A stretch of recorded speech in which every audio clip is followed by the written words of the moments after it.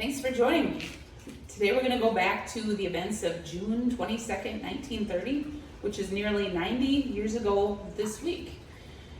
In Grand Chute, Wisconsin, it was a warm day and it was raining out, and we are going to discuss the story of how my great-grandfather suffered a devastating, near life-ending head injury at the hands of two people over the dispute.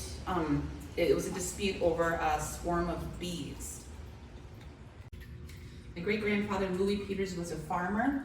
1930, June 1930 would have been just after the Great Depression started rolling, and June would have been a very critical time to be a farmer, especially here in Wisconsin. That same day is the day that the Lindbergh baby was born, so there was some excitement going on.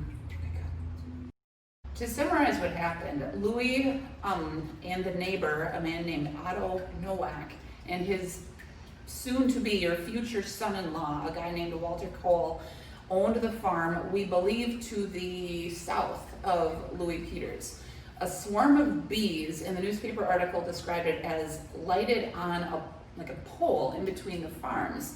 And there was a dispute over ownership of these bees.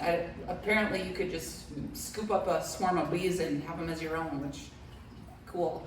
But so Otto and Walter were trying to get these bees and gather them up and take them to wherever. But Louis, my great-grandfather, didn't want that to happen. So supposedly he was trying to protect the swarm of bees and swinging a hammer around. But then one of the two gentlemen, Walter or Otto, took a hoe and struck Louis in the head, which gave him a skull fracture and sent him to St. Elizabeth Hospital for several weeks. He eventually did recover, and by the following spring was growing strawberries and back to farming, with apparently no ill effects on his health, because we never actually knew about this until we read about it in the post-Crescent archives. He never mentioned it. My grandfather, no relative ever mentioned it or knew about this, and he was still, amazingly, with a major head injury, still able to carry on in life. So on June 23rd, 1930, Walter Cole was arrested and charged with assault with intent to do great bodily harm. He paid a $1,000 bond. Otto Nowak was also charged. That case went to trial in January of 1931 with a packed courtroom. Otto Nowak was the first to be found not guilty, and eventually Walter Cole was also freed.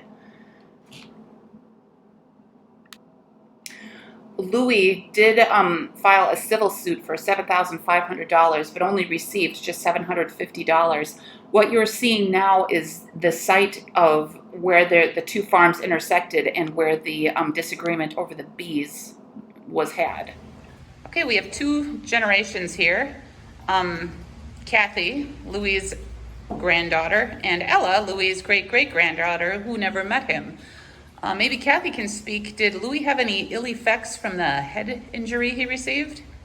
Not that I've ever noticed. He always seemed perfectly fine, and when I saw that newspaper article, it was shocking to me.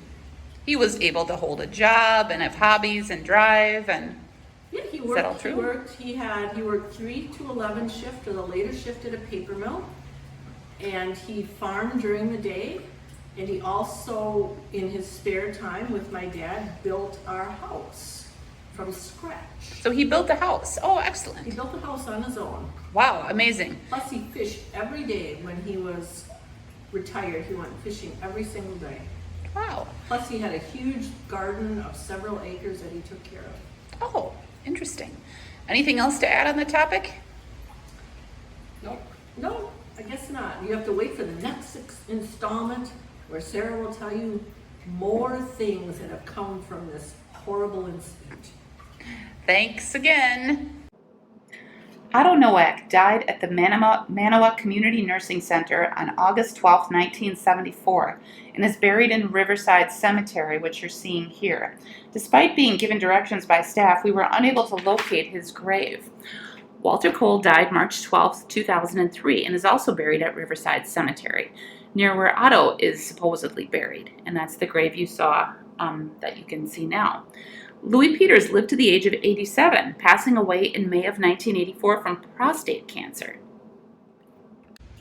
Thanks for watching. In conclusion, the point that I'm trying to make is that the places we visit, the homes we live in, the sites we see may have a lot of interesting history buried underneath, or that site had witnessed, and you just don't know about it until you do a little bit more research. As a follow-up to this video, something kind of surprising happened as a result of the whole beehive incident, or kind of in a roundabout way. So stay tuned for my next video and we'll discuss that. Thanks again.